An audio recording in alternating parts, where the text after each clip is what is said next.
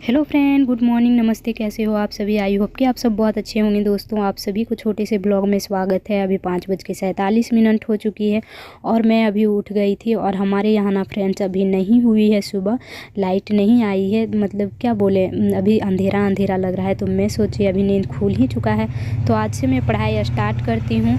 और फाइनली दोस्तों, मैंने 8-10 दिनों से पढ़ाई बिल्कुल भी नहीं कर रही थी। क्या है कि मैं मायके गई थी, उधर मेरा 4-5 दिन लग गया। फिर मैं आई तो घर में साफ़ सफाई, कपड़े धोना, फिर बच्चे बीमार हो गए। तो इस तरह से ना मैं नहीं पढ़ पा रही थी। और बिल्कुल भी मैं इतना थक जाती थी कि रात को भी मैं टाइम नहीं देती थी और मैं सो जाती थी। हाँ, मैं ऐसा करती थी कि काम करते करते मैं फ़ोन पे जैसे ऑनलाइन क्लासेस होती है वो मैं चलाती थी और मैं देखती थी, सुनती थी। लेकिन हाँ, बैठ के जो होता है ना पढ़ाई करना, वो मुझसे नहीं हो रहा था। मैं जो पहले पढ़ी थी, जो मैं नोट्स बनाई थी या बुक्स है, उससे मैं नहीं पढ़ पाती थी बैठ करके। क्या है कि कभी टाइम ही नहीं मिलता था और जब टाइम मिलता था तो मैं इतना थक जाती थी कि मैं खुद सो जाती थी। तो फाइनली दोस्तों, अगर आप सब हाउसवाइफ हो और आप सब भी अगर पढ़ाई करते हो ना, तो मेरी जैसे गलती मत कीजिएगा। क्या है कि मैं जब भी कुछ होता है, एग्ज़ाम अगर लेट से है, तो मैं छोड़ देती हूँ पढ़ने के लिए। सोचती हूँ चलो अभी तो टाइम है और थोड़ा देर मतलब 1-2 दिन नहीं पढूँ तो क्या दिक्कत है। लेकिन ऐसी बात नहीं है, आप सब बिल्कुल भी ऐसा ना करें।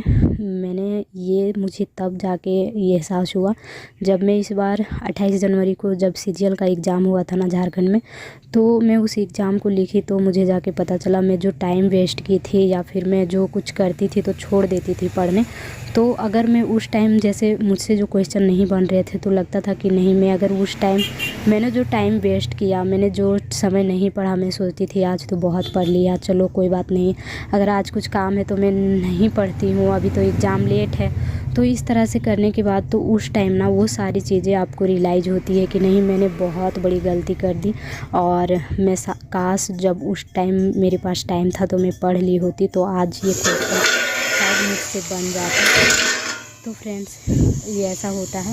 और अभी फ्रेंड्स यहाँ देख सकते हैं पूरा फाइनली मॉर्निंग, अभी थोड़ा सवेरा हो चुका है। तो मैं दोनों तरफ से चावल के लिए पानी और दाल चढ़ा दी थी। और अभी मैं ना जा रही हूँ घूमने के लिए।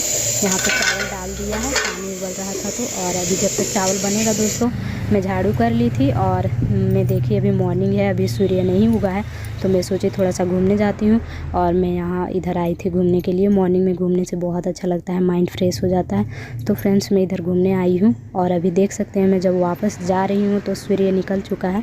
अभी जाके और नाश्ता बनाएंगे, खाना बन चुका था। तो फाइनली मेरा खाना नाश्ता बन गया था दोस्तों। तो यहाँ पर मैं पूजा कर रही थी और पूजा करने के बाद अभी जाना है दुकान फ्रेंड्स। तो घर के काम, बच्चे संभालना और ये सारी चीज़ें, तो इन सारी चीज़ों में ना कभी कभी मैं ऐसा करती हूँ कि छोड़ देती हूँ कि चलो आज बहुत थक गई हूँ, आज नहीं पढ़ती हूँ।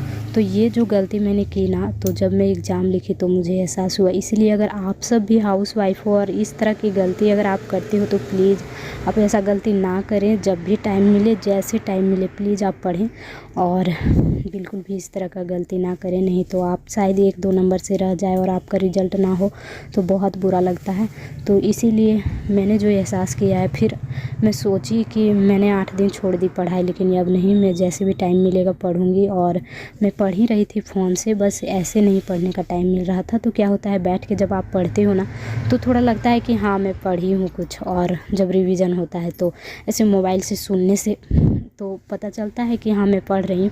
लेकिन जब तक आप उस चीज़ को फाइनली आप जैसे होता है टेस्ट नहीं देते हो, या जो ऑब्जेक्टिव जो होता है क्वेश्चन वगैरह आप नहीं करते हो बुक से, तो पता ही नहीं चलता कि मैंने फ़ोन में तो पढ़ा था लेकिन सच में आपको आ रही है कि नहीं आ रही है, आपसे क्वेश्चन बन रहे हैं कि नहीं बन रहे हैं। तो उस तरह से क्या होता है, आपने फ़ोन पे पढ़ लिया और ऑनलाइन। तो बुक्स में जब आप पढ़ते हो और जब आप देखते हो कि हाँ मुझसे क्वेश्चन बन रहे हैं, तो थोड़ा कॉन्फिडेंस बढ़ जाता है। तो इसीलिए ऐसी गलती आप सब ना करें।